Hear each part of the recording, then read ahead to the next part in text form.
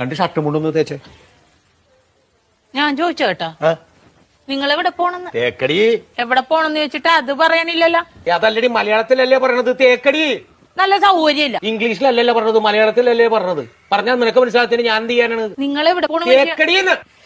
ഓ, എനിക്ക് കലി കയറണുണ്ട്. നിങ്ങൾ എങ്ങോട്ടെങ്കിലും ഇറങ്ങിപ്പോയി എന്തെങ്കിലും പറ്റിയാ ഞാൻ അറിയുവോ?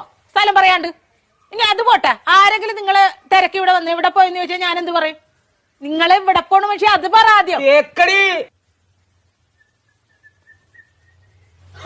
ഇങ്ങനെ ഇരിക്കണ റെഡിയായില്ലേ? ഷർട്ടും മുണ്ടും തേക്കാൻ പറഞ്ഞിട്ട് അവള് തേക്കാനല്ല. നല്ല സൗകര്യല്ല തേക്കാനായിട്ട്. പോണ സ്ഥലം ഇതുവരെ പറഞ്ഞില്ലല്ലോ. എടാ, ഒരു 100 വട്ടം ഞാൻ ഇയാളോട് ചോദിച്ചു എവിടെ പോണെന്ന്. എന്നിട്ട് അയാൾ തുണി നാക്കണ കാര്യം പറയണല്ലാതെ പോണ സ്ഥലം പറയണില്ല. എനിക്കും പറ്റൂല. ഇയാൾക്കാ പറയാൻ കഴിയില്ല. നീ എങ്കിലും ഒന്ന് പറയാം എവിടെ പോണത്. തേക്കടി.